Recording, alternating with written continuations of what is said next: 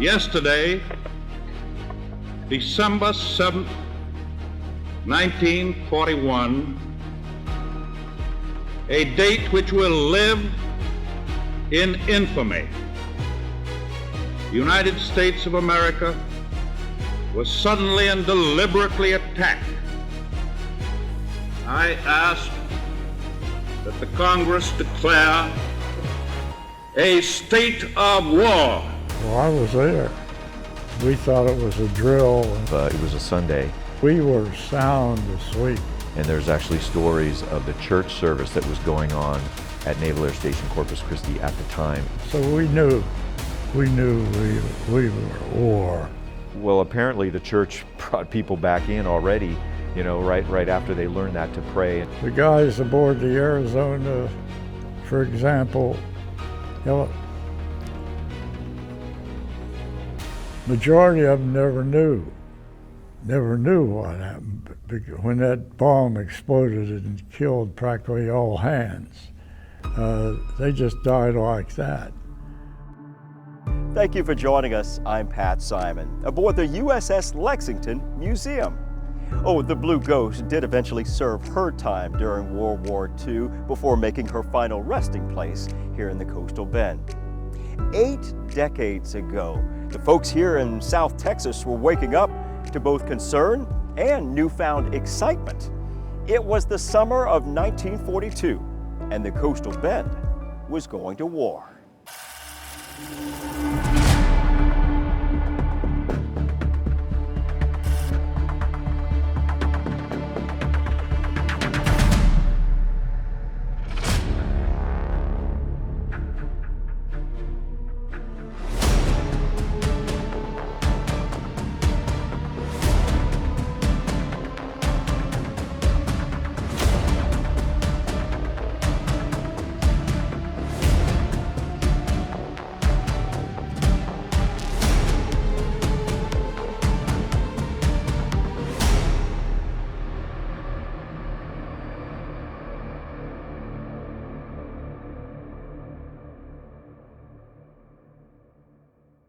Well before the war, Corpus Christi had some growing up to do, starting with the economy.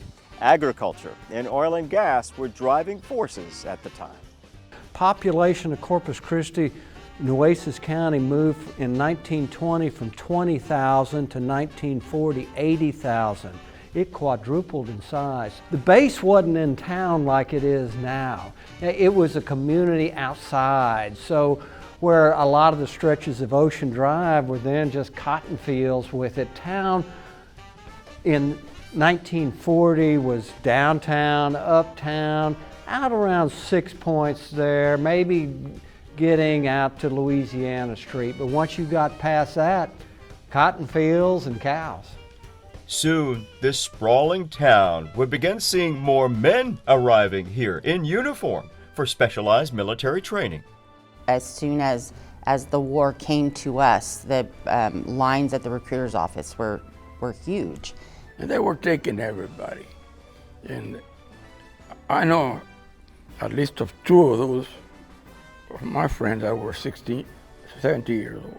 I guess all of us as young people were looking for adventure. And if you didn't or couldn't sign up for the war, you can certainly line up to support it at home. An already burdened country was building up for 2 war fronts, and many residents had to fend for themselves. So-called victory gardens started popping up. Things were short. You know, there wasn't a lot of what, like just going to the store and getting what we need nowadays. They had to grow their own in order to help the families. Rationing at that point in time, everybody got behind the war. And you had food was rationed on there. You wanted your meat products there for the war effort on it. Gasoline, you had coupons on there. You were only allowed a certain amount of gasolines. Tires were in real short supply. And then our aviation gas. Corpus Christi, the refineries here specialized in avgas. And the planes were becoming more high performance all the time. They had to have a high octane level. One of our local refineries, Pontiac Refining here, had some expertise in there, so the federal government got with them and built a new refinery just for the production of this high octane necessary aviation gas. Another contribution of our area to the war effort. Many raised money to support our troops, too. Some local gals got involved, calling themselves the War Bond Girls. They wore really cute little outfits, more reserved than they are now, you know.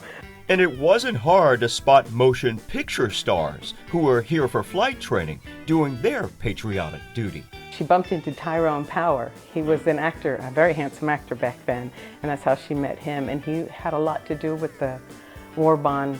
They had rallies. They because of his status as an entertainer in the movies, they sold bonds outside of some of the local theaters. To top it off, the president started a group that would define community support, the USO. He combined some other groups, nonprofits together and said, let's come up with some organization that can take care of the morale of our service members, but also take care of the welfare of our families. And from there, Corpus Christi was really finding its groove. The city opened a USO in this building where the Arts Center is currently located on Shoreline. It was the popular hotspot, and if you stop and listen to the music, you can hear the big bands. Ooh, this was a happening time. Time to dance. All the stops were pulled out for these dances, and the servicemen would put on their best uniform, and they would get a group of them, and then the ladies, all went together or chaperoned, and they, dressed to their best ability. They needed to have just that minute of normalcy, just that excitement, that fun, that big band music, and have a few drinks and food, talk to a pretty girl, and then realize that the next day you're shipping out and you don't know what's in store for you. You can talk to many people that will say they met their spouse or at a USO dance, and it's very sweet to hear those stories. So in my mind, that dance probably helped them throughout that time. Just kind of remembering back on that pretty girl with the red lipstick and the beautiful hat that, gave you a kiss on the cheek and said good luck. Who wouldn't want that? Corpus Christi was the home of the movers and shakers from all around the world. If you were here in Corpus Christi during the summer of 1942, you were in the most exciting city in the entire United States. We had entertainers like Bob Hope, Louis Armstrong, and all, who also came to entertain. If you came to the USO dance on the right night, you might have met Bob Barker, who knows? I mean, we have a lot of people that went through. We were in Collier's magazine, we were in Life magazine. This is the place to be. As far as you wanted employment, you wanted to serve the country and all too, Corpus Christi was the place. Corpus Christi was humming, excitement in the air, and lots of planes, too. There was a war to fight, and the Navy was training fast and furious in the summer of '42. Somebody was out there. And we were not alone. Just what was that enemy threat lurking not far off our coastline?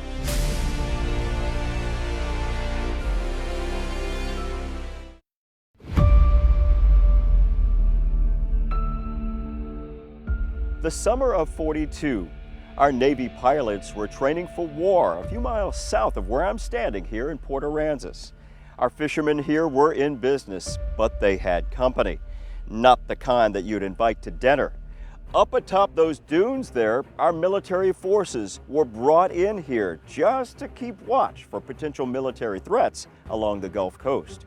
The war came to the coastal bend. Yeah, there was a sighting of a German submarine between here and South Padre. A couple different sightings. That's right. If you think there were only two major war fronts being fought during the summer of '42, you were mostly right. The European theater and the Pacific. But here along the coastal bend at Port Aransas, the enemy was nearby, not far off our shoreline. One potential strategic target, Harbor Island, the fourth largest coastal oil storage facility. There was already a previous attack in the Caribbean, so the risk was too high not to defend. That kind of spurred the U.S. Defense Department to put in something to protect the harbor. They were very concerned about when they saw that sub, and subs were sinking boats as close as Matagorda Island, so that's 2 islands up. For protection, crews of military forces moved into place here and manned 2 French 105mm long guns that were emplaced at the top of these 2 high dunes. The United States recognized that we had vulnerability here, so they had camps strung out all up and down the island, Coast Guard camps on there. They were constantly patrolling the beach. Germany made the strategic decision to strike, not at our Gulf coastal mainland, but at supply ships leaving the Gulf, meant for our allies fighting the war. Certainly, they were targeting oil tankers, whether they would be coming eventually from Galveston or Corpus Christi too, that were certainly playing an important role in helping our allies, England in particular too. So when the United States got involved in the war, the German U-boats on there, their submarines, the first phase of the war, they called it the happy times. After the United States got in the war, they called it the second happy times. Why? 50 ships were sunk in the Gulf of Mexico, another 20 damaged. So the entire coastline became kind of a war zone. A war zone. And not only was our military on guard along the coast, civilians, our fishermen, looked out for anything out of the ordinary while they were casting their lines. They were. The ones that weren't actually commandeered into service were still voluntarily keeping their eyes open, checking things, talking with the defense group here on a pretty regular basis. And if you happen to own a plane, our country called on you to join the Civil Air Patrol. By the summer of '42, civilian airplanes were retrofitted with bombing racks. They conducted routine patrols from Maine all the way down to Brownsville, Texas. Their heroic efforts eventually turned back many German submarines along our coast and saved hundreds of ships and potentially thousands of lives. Further inland, civilians were also part of an operation to protect our ships. Blackouts went into effect. Residents along the coastal bend were asked to turn out their lights from dusk to dawn to keep our supply ships from becoming silhouettes and easy enemy targets. But residents were not even told the reason for the blackouts: censorship. That's what's really scary for people not to know that. And they didn't know. Think about all the media now that we would have. But no, they had nothing back then. And so nobody knew anything about anything. Some people were just fine with the notion of folks being unaware. In fact, they despised when the federal government showed up to protect our coastline. To be honest with you, we just kind of came out of a speakeasy phase here, where there was a lot of illegal gambling, and that actually continued into the 40s. They had to deal with the ferry when they were bringing over federal agents. They would get word and they'd have everything cleaned up before they got here. When the feds arrived, let's just say they cramped the style of those who were making quite a living off of nefarious activities. So that kind of shut down all those illegal, operations, and whether they tried to pick back up after the war, I don't think they ever quite reached the height that they did right before the war. It kind of put a big squelch on a lot of illegal activity at the time. While that activity was happening underground, there was something else hush-hush going on, less than a mile away from the main Navy base. Ward Island was a very secret installation. There was strict security in early 1942 at the new radar training site at Ward Island. James Fields was conducting Navy training right there, but didn't hear much about it. I was teaching gunnery, and we had to get up every morning, walk around the Ward Island, rain or shine. But it didn't take radar to detect worry that the enemy could be living among them. Talk about scares. There was actually a German POW and he had been at, I believe, San Antonio, who escaped and wound up here in Corpus Christi. So that caused quite an alarm too. There was this very real concern that the German subs would send shore parties and mix in with the local people in town and you know, use intel to target certain areas like Harbor Island. There were rumors of spies telling the Germans on there, okay, ship traffic and things. There was a small settlement, a fishing settlement on Mustang Island where the Corpus Christi Pass was, and there was rumors one of the guy there, they called him, these fishermen, the German, and they all thought, oh, he must be giving information to the Germans. Eventually, some 300 German prisoners of war were relocated to the Naval Air Station for a short time. But to be sure, the enemy was around the coastal bend and security needed to be tightened. Everybody had to have a federal ID. They wanted to make sure everybody on the island belonged on the island. So a local photographer, Spanny Gibbs, who built the Gibbs cottages right across the street, actually took passport type pictures of every single person in town and made federal ID cards for them that they were supposed to have on them. And of course, just the presence of, you know, the defense group that was here, you know, coming, you know, checking the boats when they came in, when they went out, you know, they were very much aware of the concern. So while the coastal bend was on watch for the enemy in the summer of '42, our brand new Navy base was training up fighter pilots faster than any place in the world. We had a war to win.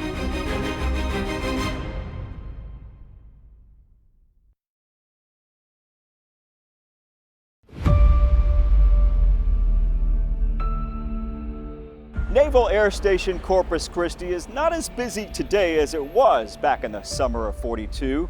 Back then, thousands of newbie recruits were training to be fighter pilots, getting ready for battle. This place at the time was buzzing. Back then, every week, 100 aviators getting winged.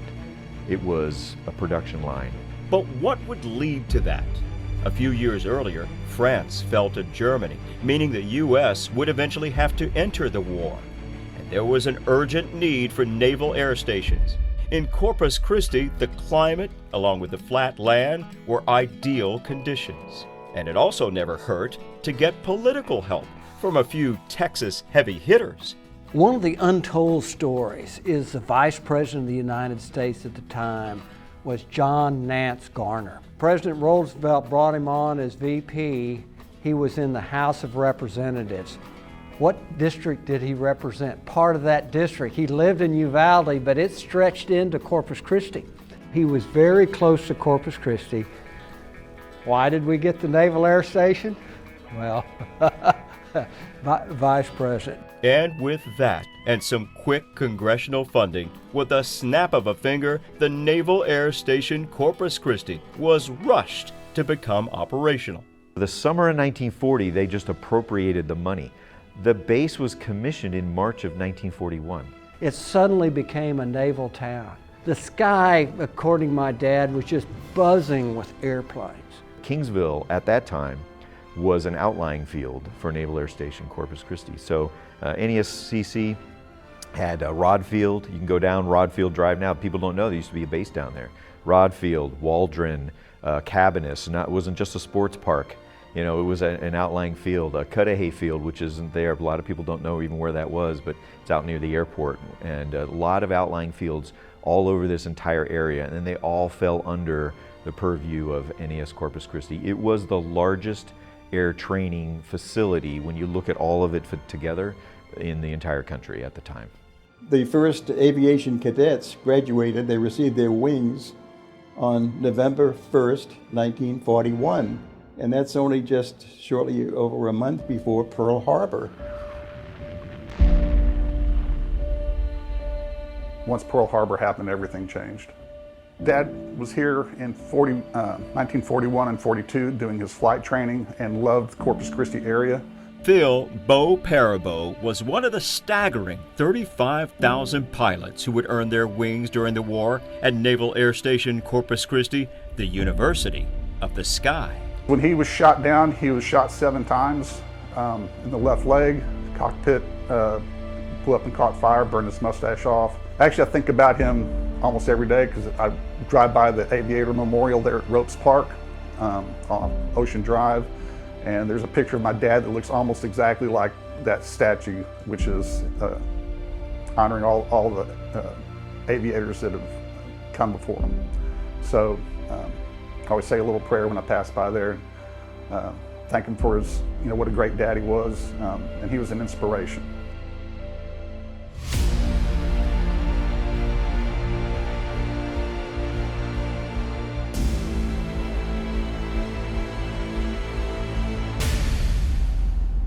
Other notable Naval Air Station Corpus Christi graduates to enter the war: George H.W. Bush, John Glenn, and another local war hero who remained in the fight after surviving Pearl Harbor. It was a challenge. There's no doubt about what was expected of us and what we were expected to do. Never thought I'd do a split S. Bob Batterson's an amazing guy, and he still volunteers at the USS Lexington Museum. But he was one of those who trained here in Corpus Christi, and he went out to a carrier in the Pacific. He was on the USS Bennington, another Essex-class carrier like the Lexington. Throughout the program, morale was always high. The guys were always gung-ho. It's good to be with them. You want to like that guy next to you. You want to have a confidence in him. He's a guy I'd go into battle with. And I just hope that spirit never leaves the armed forces. It's so essential. A lot of aviators, naval people, they settled here. So it very much so. My mom and dad's friends, so many of them came from other parts. They came to Corpus Christi, moved on, but then came back. Corpus Christi did, I think, a lot for the military that were here in the city. This community supported the folks that were training and eventually won the war in the Pacific during World War II. No doubt about it. The war, the stories, the Navy, all intertwined together in the fabric for the decades to follow. And so it goes. 80 years ago, the coastal bend did not break. Quite the opposite. In a war that came to us, our community of South Texans pulled together out of loyalty, necessity, and a deep desire to fight for the freedoms we hold so dearly. In the summer of '42. I'm Pat Simon. Thanks for watching.